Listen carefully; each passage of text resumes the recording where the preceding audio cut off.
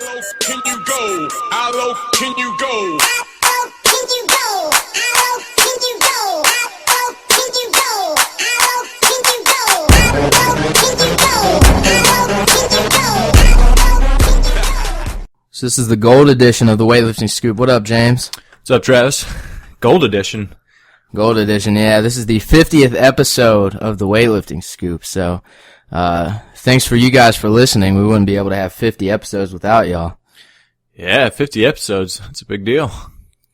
Yeah. So, how low can you go? There's a girl from Turkey. There's one of those hook grip pictures and it's going viral. And her name is Hatis Demiral. I don't know how to say it, whatever, but it's probably you're supposed to say it with some accent or roll in the R or something. I don't know how foreign languages work. Yeah. But 63 kilogram lifter from Turkey. Snatching 85 kilos?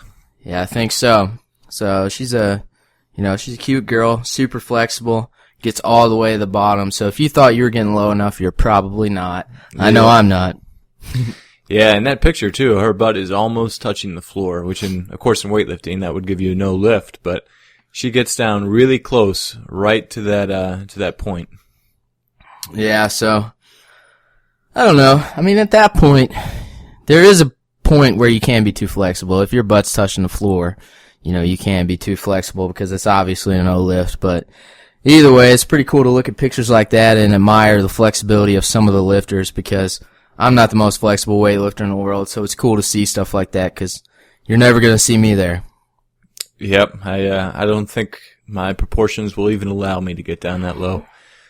But then again, everybody's low is just a little bit different. Yeah, but you should always optimize your flexibility, and you should always try to get more flexible within reason, and always hit that bottom position. I get a lot of CrossFitters asking me at seminars. They say, "Is this low enough? Is this too low?" And I say, "Well, we're teaching you max snatch, max clean jerk. There's no too low in snatch and clean jerk because what they're basically asking me is in a workout like Cindy, where you're doing a lot of air squats or Murph or something like that. They say you only need to go below parallel, so it's less work. So why would you go lower?" That's what some of their coaches are telling them. And I said, "Hey, I kind of get that." When you're talking about a workout like that with 100, 200 air squats, whatever. But when you're talking about max snatch, max clean jerk, or squatting for a max weight or something like that, you should always work the limits of your flexibility. Yeah, and even if you are training for CrossFit, squatting lower is always good for you. There's this bad rumor about not going below parallel, don't let the knees come past the toes or any of that crap. Really none of it matters. You actually get a lot stronger and a lot healthier hips and knees if you go all the way down. What do you think about that, Travis? Oh, I think that's good advice. So, listen to James Tatum. He's a doctor. Not quite. Doctor of snatch and clean jerk. I don't know about all that. All right, so maybe I'm in my graduate studies right now. So you're going for your master's. And then after that, you're going to go for your PhD. Yeah, I'd say Glenn is probably my graduate professor right now. Need to learn a little bit more. Yeah. So did you hold down the fort while we were in Australia? Oh yeah, had to keep these new guys in check. Mostly me and Tom kind of brought them all together. Tom is a good teammate, always giving people coaching cues. He's the team papa. The team papa, yeah, and he gets grumpy too. Yeah, he's gonna hate me for saying that. He's got the Muscle Driver Hotel, and he keeps everybody. They do something bad, he slaps them. Yeah.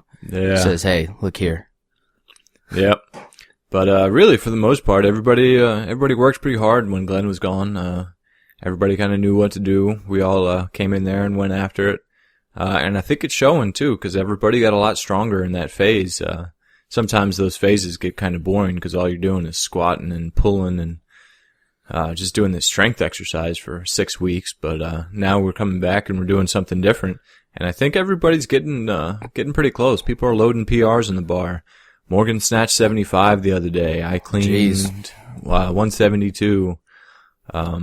what are some of those other, Dean's been going for a PR snatch. Yeah. So, it's starting to pay off. I think, Well, everybody knows, like, our program revolves around snatch and clean and jerk, but you guys were doing, kind of in a unordinary amount of pulls while we were gone, focusing on back strength and, just position. So when we say pulls, it was going through the clean and the snatch movement with those pulls. yeah, slow eccentrics, were the biggest difference in this phase.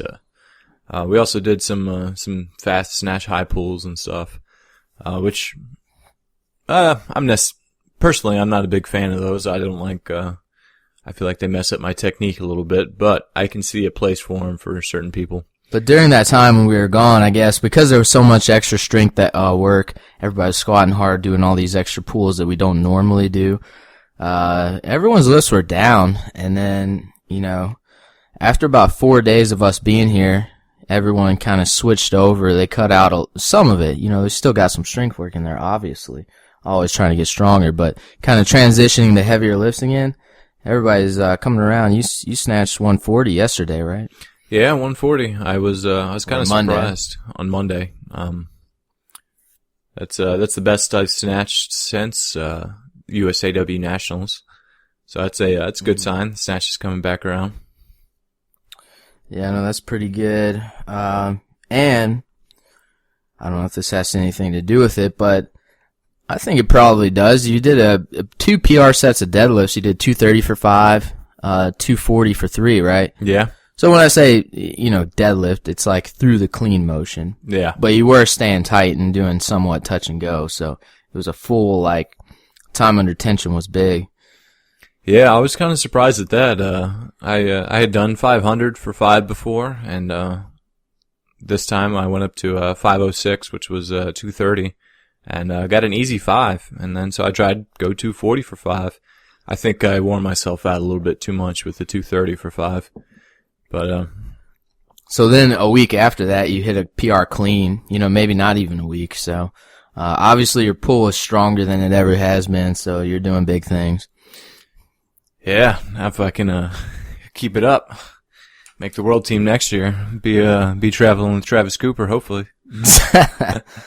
Oh man, you'll be there. You just missed out, just barely. So, we're just talking to James right now, so everybody's doing well and everybody's on the same program. So that just kind of, everybody was starting to hit PR pools and they're transitioning over. So not everyone's attempting PRs yet, but over the next couple weeks, hopefully we'll get some videos up of some fun things to watch. Speaking of the world team, we got an OTC camp coming up. So me and Morgan and Glenn are going to go down to the OTC and train with everyone out there. That sounds like it's going to be a lot of fun. Yeah, we got, so you got D'Angelo Osario, Donovan, I think Jared Fleming's gonna be out there. They got a couple people who aren't on the world team, but real good lifters that'll push us, like Anthony Pomponio. He just messaged me yesterday and he said, "Hey, Coop, when you getting out here?" And I was like, "You're gonna be there too?" I was like, "Holy shit, this is gonna be insane," Yeah, that sounds like a lot of fun. Yeah, so he'll push me. Mike Nicoul's in college. I don't know if he's gonna be there. He might be able to make it for a long weekend, but never trained with him, so I'd love to get him out there and maybe get some competition going. But anyways, James, you got invited to that, but you can't go. What's the big news? Yeah, I was invited, but the same week that you're out there is the same week that we are going to close on a house that we're buying. So we got to move all of our stuff that same week. I was kind of disappointed that I can't go to the OTC, but then again, we're also moving into a new house that we're buying. So that's pretty exciting. First time home buyers. Yeah, you're going to be a first time homeowner, proud homeowner. He's got his sugar mama buying him a house now. Oh yeah, that's the only way to go.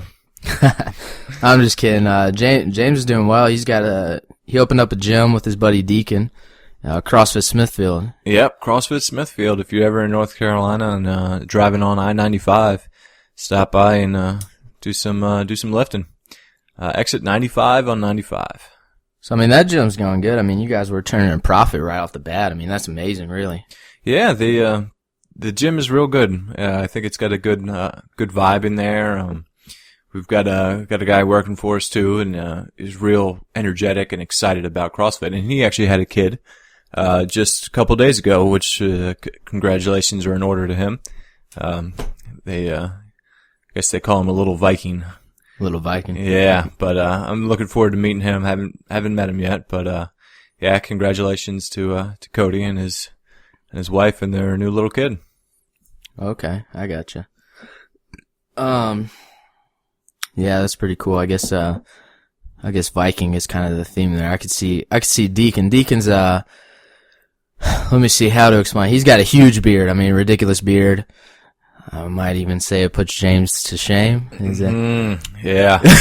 See, the thing about his beard though is he's a ginger too, and he's like 6 foot something, and yeah. So his beard has gone a little crazy. I think it might be 6 inches long by now. Like it's a big beard, and it's pretty legit. James gave me the evil eye. He said, "What did you just say to the people out there?" Insulting my beard. Well, somebody asked me on this little website. It's like you just ask questions to me anonymously. And someone asked me, and they said, "Do you judge a person by character or by their beard?" And I had to think about that one for a little bit. Well, did you say that your beard shows a lot about your character? No, I didn't. I said Bin Laden had a beard. So I said I can't really. I mean, there's some good things about having a beard, but then there's a couple bad people out there that have had beards too. So yeah, there's good people with a beard, bad people with a beard, good people without a beard, and good people with a beard. Well, I don't know if there's good people bad without people beards. without a beard. Whoa. I'm just kidding. Damn, Yep. James. No, there's Kicking you out of here. There's women. Oh man. I'm gonna get myself in trouble. Okay, enough of that. Let's see. I got a few other good questions on that ask.com. A couple about weightlifting, a couple random ones. And let's see what one of them are. Some people were just asking about technique. What would be what's a good complex? They asked me a very vague question. I kind of just responded and said, it really depends on what you need to work on. So a complex for somebody that cuts their pull short is going to be different for somebody that tends to pull too long. So it really kind of depends on what your technical flaws are or anything like that, what your proportions are based on what complex is going to be the best for you. What do you think about that? Well, I mean, complexes, the possibilities are endless. If you're bad at the jerk, you want to do some things before the jerk to tire out your legs and do the jerk. I mean, complexes, ones that we do often, snatch plus hang snatch plus 2 overhead squats, snatch pull plus snatch plus 2 overhead squats. I mean, honestly, like, I think in the snatch it's more about snatching heavy, so complexes aren't that common for me. In the clean and jerk, you can do 2 cleans, 2 front squats, and 2 jerks. I mean, any number of cleans, front squats, and jerks. You could do a couple pulls, a clean, front squats, and jerks. I mean, be creative. Figure out what your weakness is. Tell me about this Cooper complex. I heard something about it, but then I stopped because I threw up because it sounded so miserable. Oh man, if you want to get strong, here's what you do. You got to do a clean, a front squat, 3 jerks, 5 back squats, 2 behind the neck jerks. Oh, okay. I have no comment. No, in all seriousness, there's just like so many complexes. It was like, you know what, screw this. I'm going to come up with a complex that people are going to hate. And I don't think anybody ever really did it. But I did that complex with 150 kilos. It's on my YouTube channel. I don't know how good that is, but I was smoked. Like, it was pretty easy. And then about 10 seconds after I put the bar down, I pretty much passed out. So.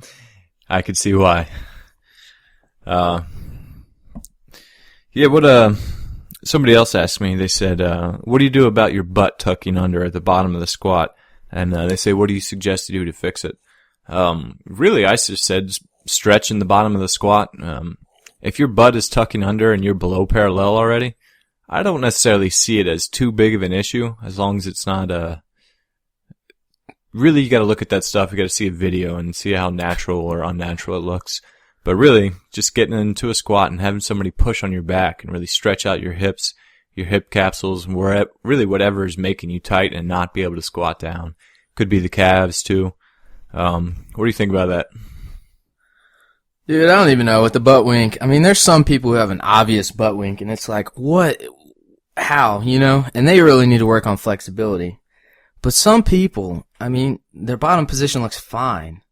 And they always ask us, like, what do you do if you have a butt wink like this? And I'm like, dude, if I was as flexible as you are and could get to that bottom position, I'd be ecstatic, you know? So don't overanalyze it. I mean, for God's sakes, if you're getting low and your back's not completely like rounded, you're probably all right.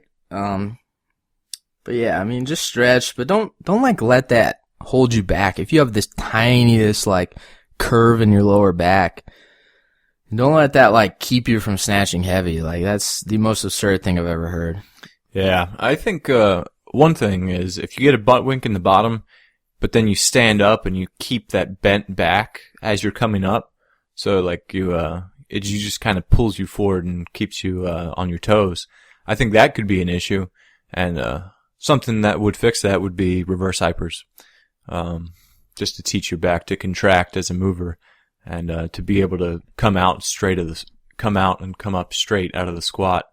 But other than that, if you're coming up straight, get a good upright squat, I don't think it's too much to worry about either. Yeah. So we'll do a question. We got a few other questions. We'll do those at the end. We're going to do a rapid fire question session. So we've been doing these articles on the weightliftingscoop.com called The Scoop on Weightlifting, and so far we've gone through the history and like culture, some things that Glenn talks about in his seminars, and have really kind of like shaped my perspective on weightlifting. And also we've been talking about how to coach different levels of lifters, because obviously you got a beginner, you got an intermediate, and you got an advanced.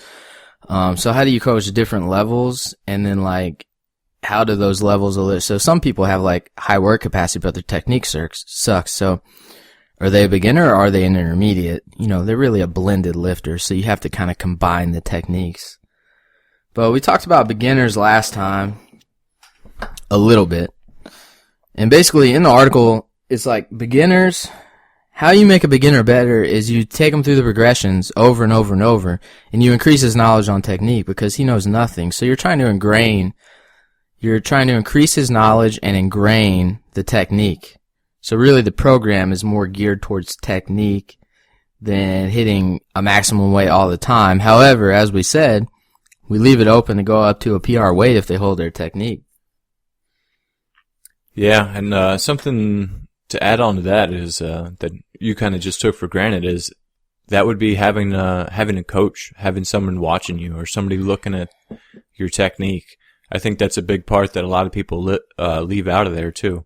And I think that's a really important factor that most people just kind of think, oh, I can figure it out on my own, and then they actually mess up more things than they think they are when they could have just been in front of the right person or somebody just to watch them, tell them when they're doing something wrong so they can get that better technique.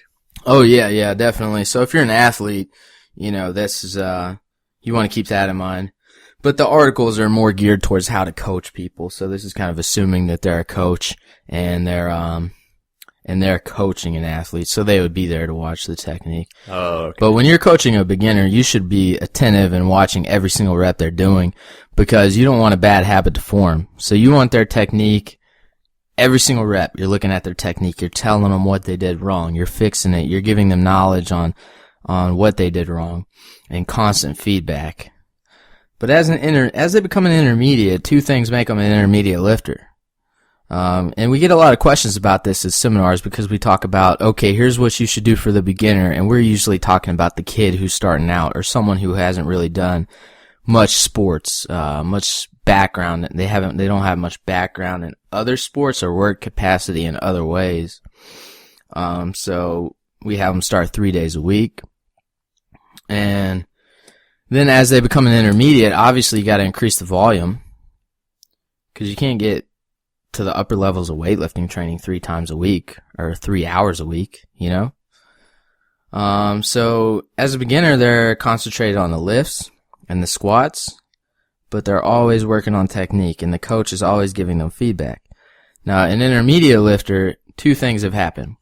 Their technique is fairly consistent at this point, so every rep kind of looks the same. So even if they have flaws, their technique is consistent, which is arguably the most important thing about weightlifting. Yeah, I would agree there, because you see lots of different technique, and I mean everybody's claiming to have the best technique, but there's two different lifters that are lifting the same amount of weight with different techniques, so who knows?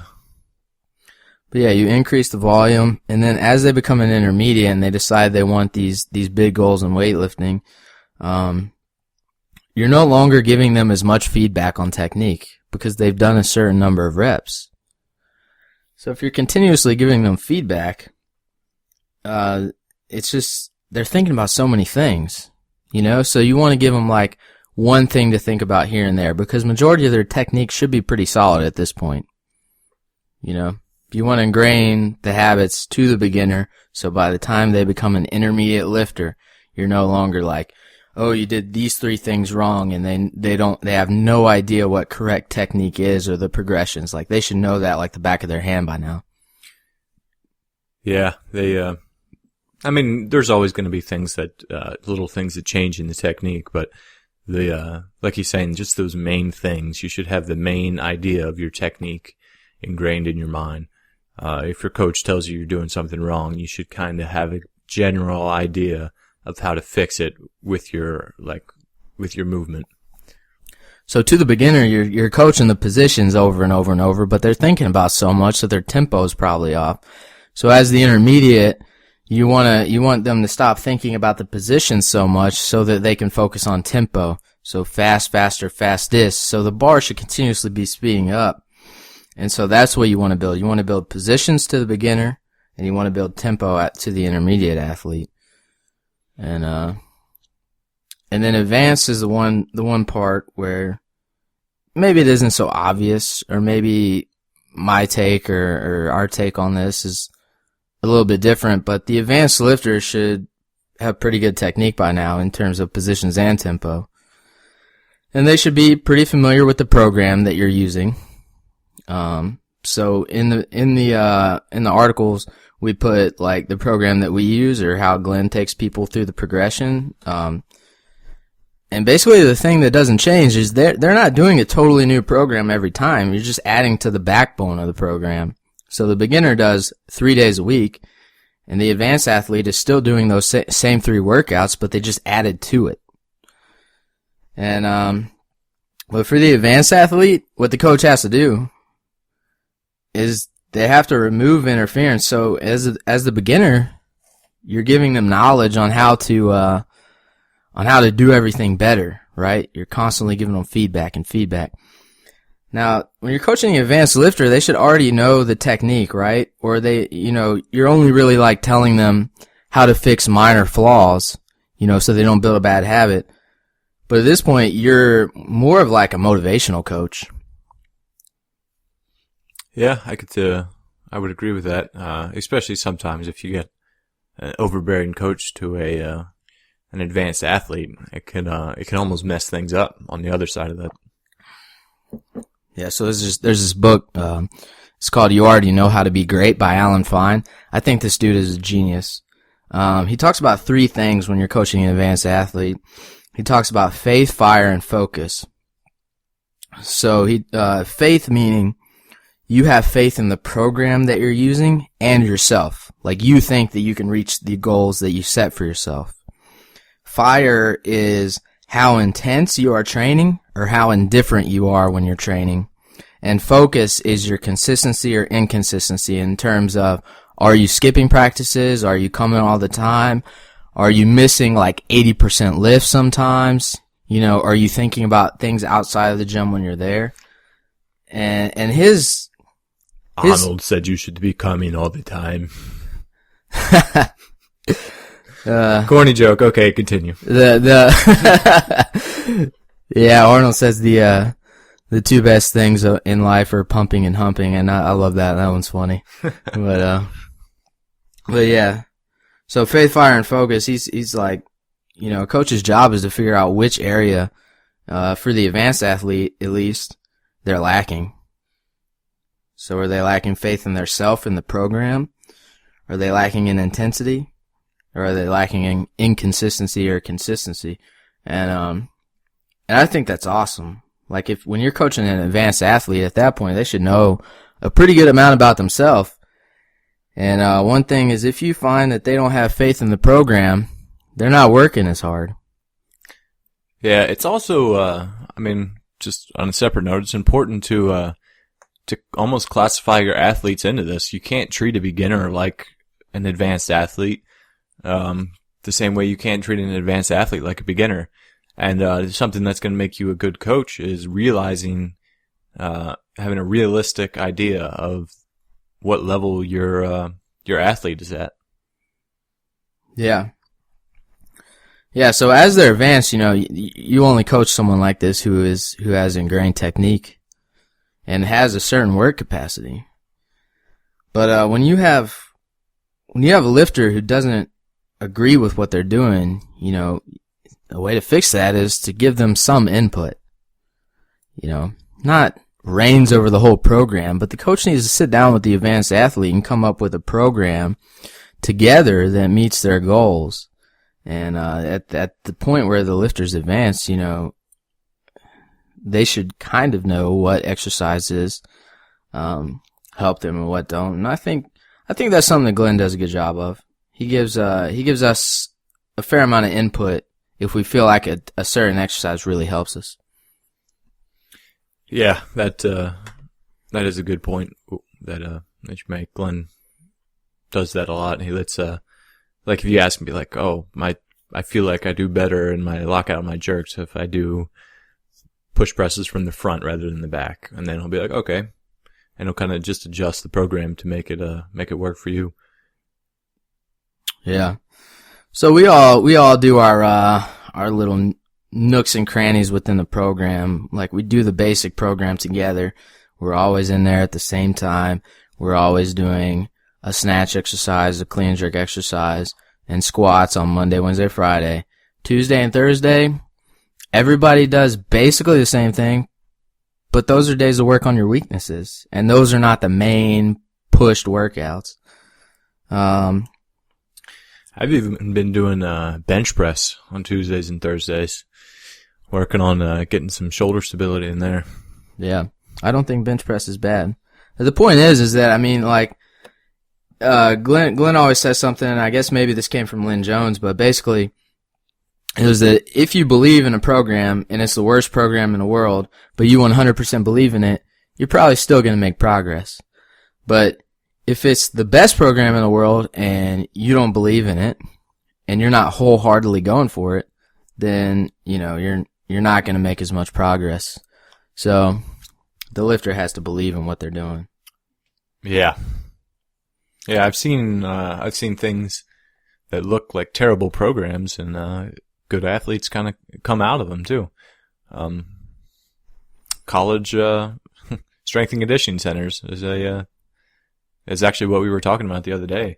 Anybody that's in the strength and conditioning world kind of knows that there's a big difference in quality from school to school in coaches, and you got the top ones that there's always good. Then you got some of the smaller ones, but and you've met the coaches, the coaches aren't the best out there, but then they keep bringing good performance to their athletes, and sometimes that's just the intensity of the athletes believing in the coach.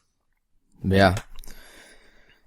And you know what? Faith, fire, and focus go together. So, if the athlete believes in what they're doing, they're going to train more intensely and they're going to focus more seriously.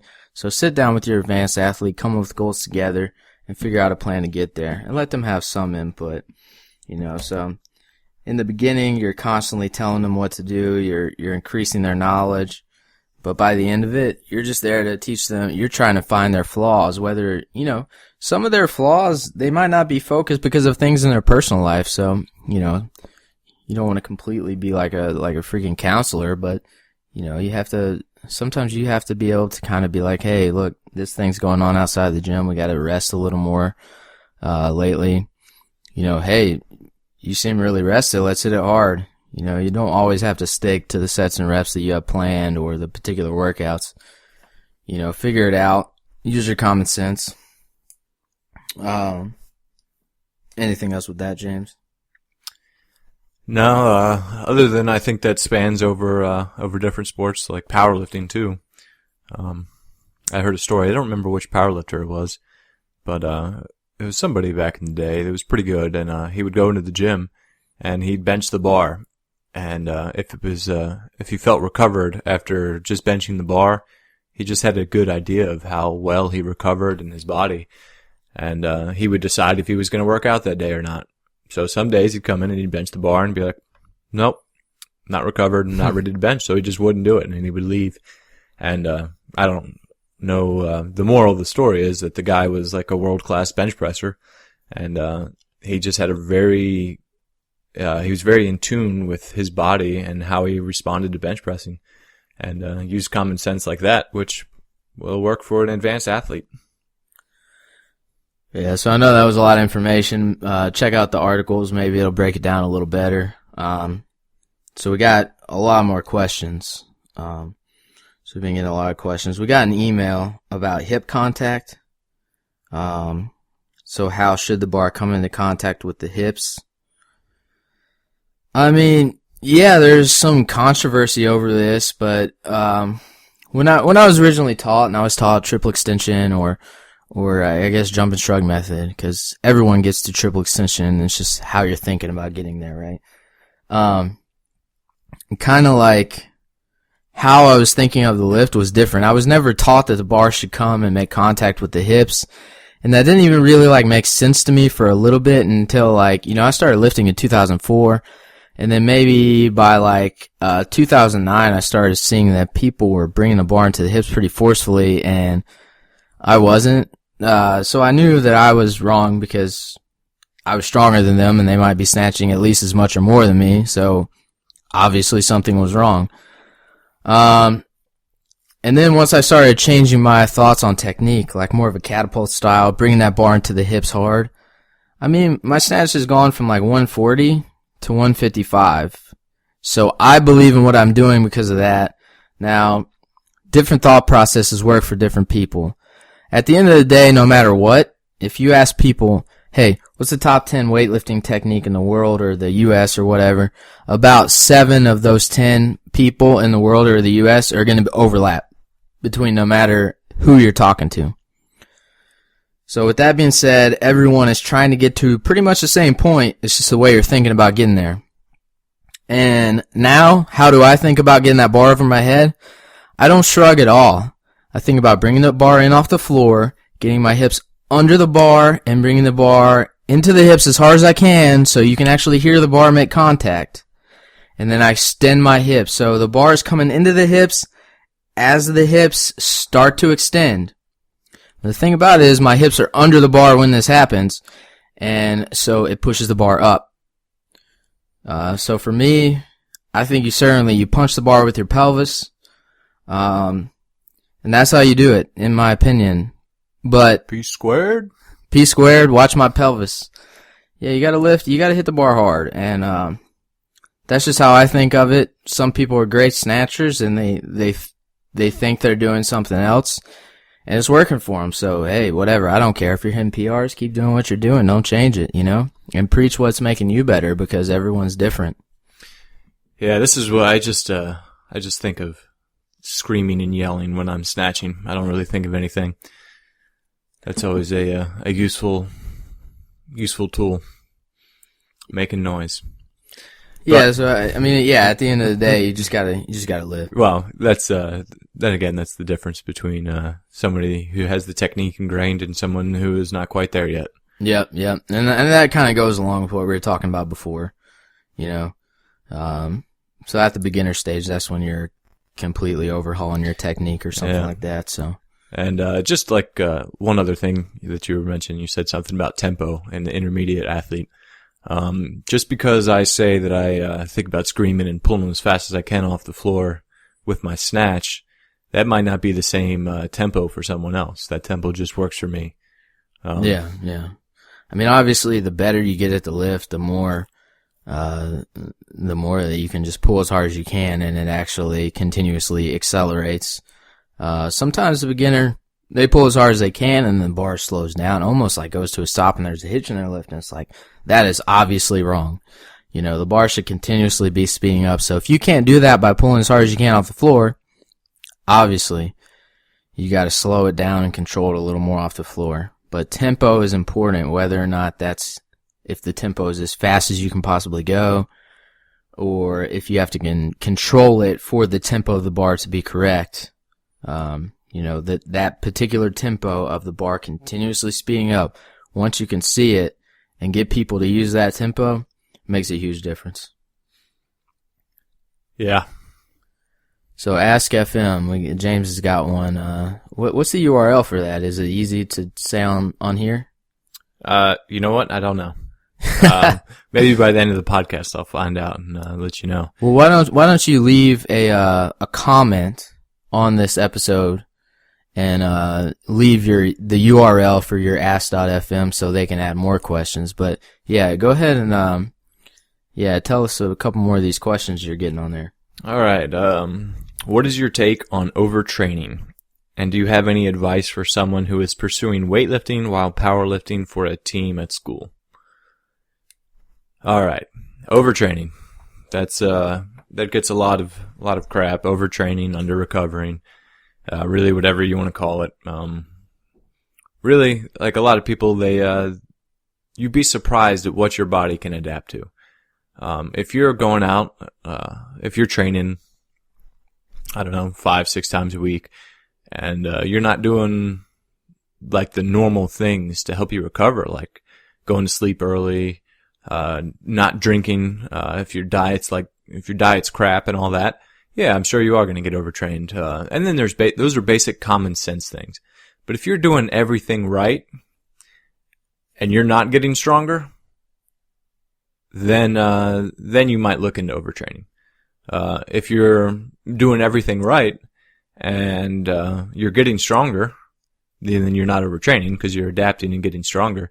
Just keep a logbook, keep a record of what you're doing and use that to track if you're overtraining or not. That's a big mistake a lot of people do. A lot of weightlifters, they don't keep a logbook. I think that's a big help. Things like squats and pulls, you might see one week that you're doing real well, and the next week you completely go down, which that might be a normal thing. But if you stay down and your weight just keeps getting lower and lower or stagnating at like 85% of your best, then you might want to look into something else to find out if you're overtraining or not. The second part of this question is advice for someone who is pursuing weightlifting while powerlifting for a team at school. Pretty much your bench press is going to suffer.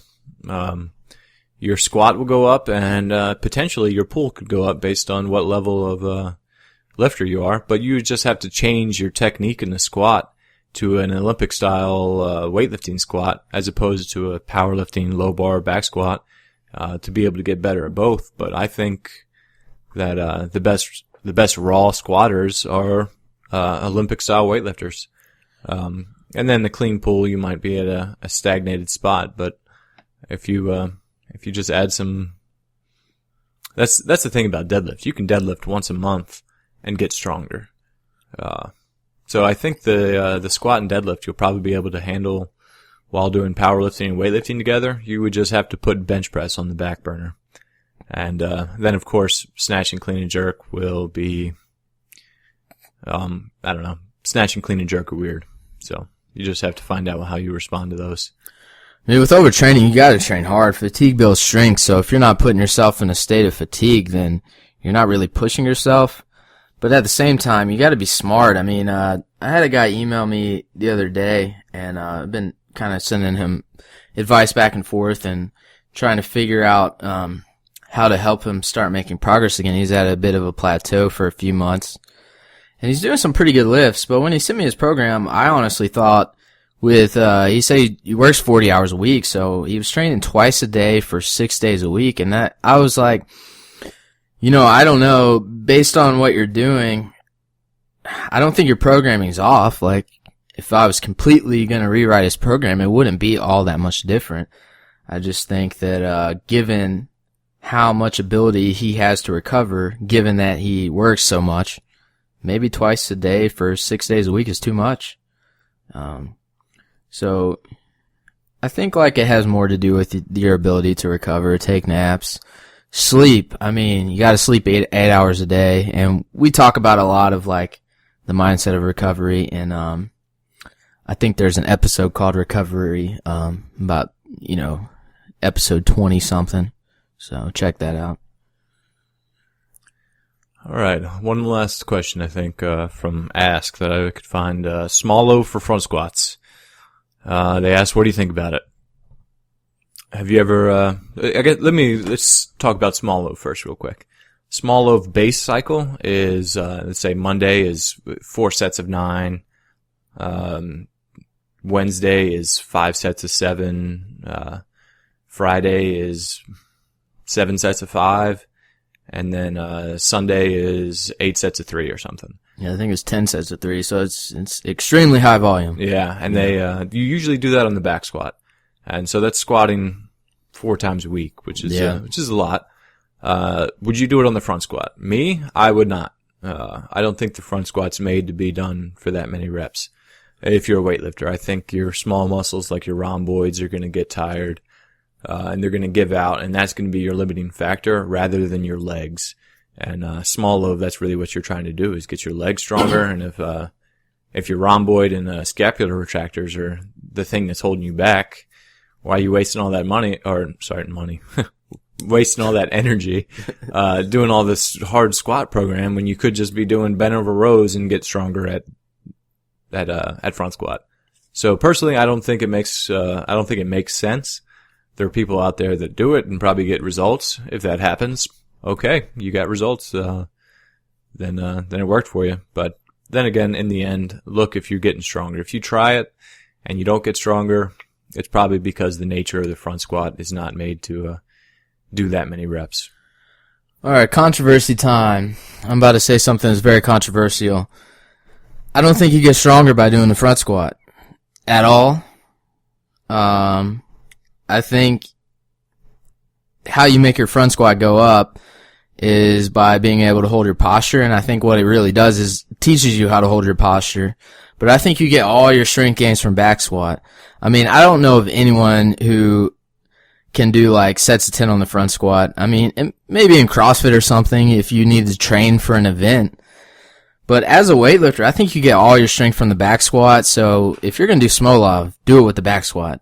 I mean, don't do high volume front squats, for God's sakes. How you should do the front squat is that should be more of like your measurement of improvement.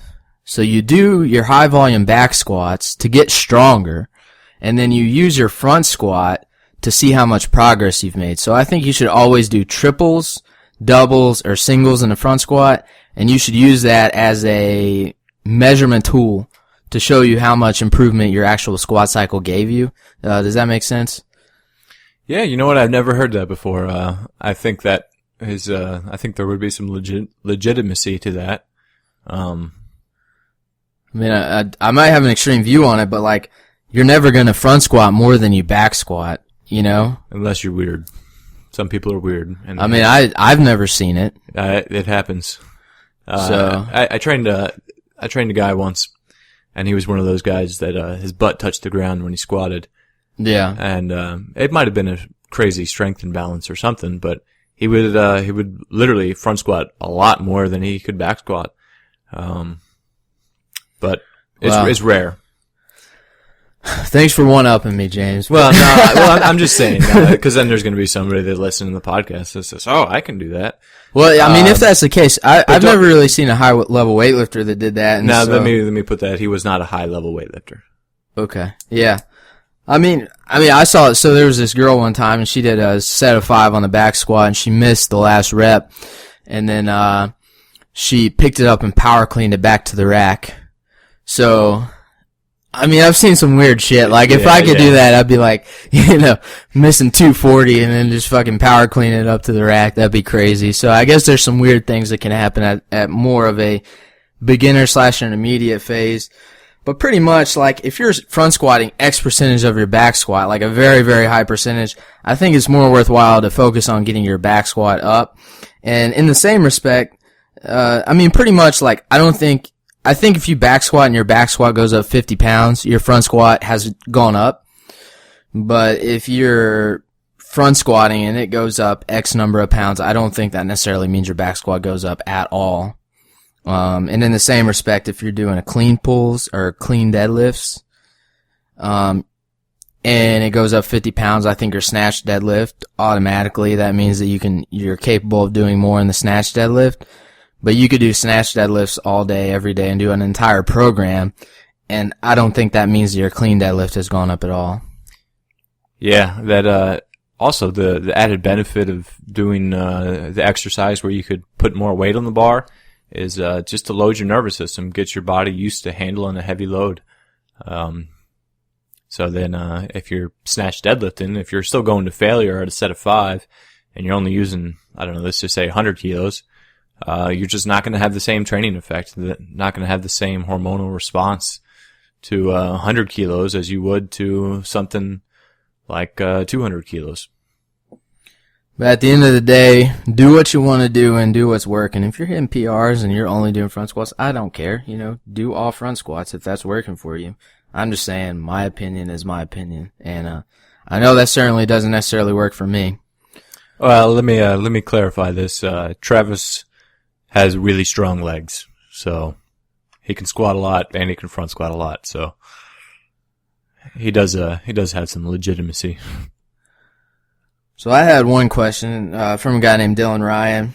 He says he's jumping back, but the bar isn't necessarily following him in the snatch, so how to fix it? I basically sent a basic response, and it's been a while, so I haven't been able to answer this question on air. But, I don't really know without seeing a video. I have some hunches. You're probably a couple things could be going wrong. So the bar's getting away from you. So your hips aren't getting in under the bar at position 1. So if you don't know what position 1 is, it's Glenn's teaching progression. Look up Glenn Penlay snatch progression or how to teach a snatch or something. It's on the Cal Strength channel. But your hips have to be under the bar at position 1, and if you're jumping back and the bar's not following, your hips and the bar are not at the right spot at position 1. I don't know without seeing a video exactly what to tell you, but you got any ideas, James? Yeah, I guess a couple issues that could cause you to be doing that is just stop jumping back. That's some people get in a bad habit of jumping out from underneath the bar just because they're scared to get their head through, or they just the last minute they decide not to. That's one way that you could help that. But how do you do that? So you do lighter weights, put some tape on the floor. I would say complexes. Do things that force you to do the right thing. So let's say if that happens when you're doing snatches off the floor, but it doesn't happen when you're doing high hang snatches with 70%. Do the high hang snatches with 70% to reinforce the good habits rather than trying to fix them when you're up there at those heavy weights. And it might not be high hang snatches. You might have to do, I don't know, low hang snatches. Who knows? Yeah. Try something out, and when you do something right and your technique is good, keep doing it to reinforce that.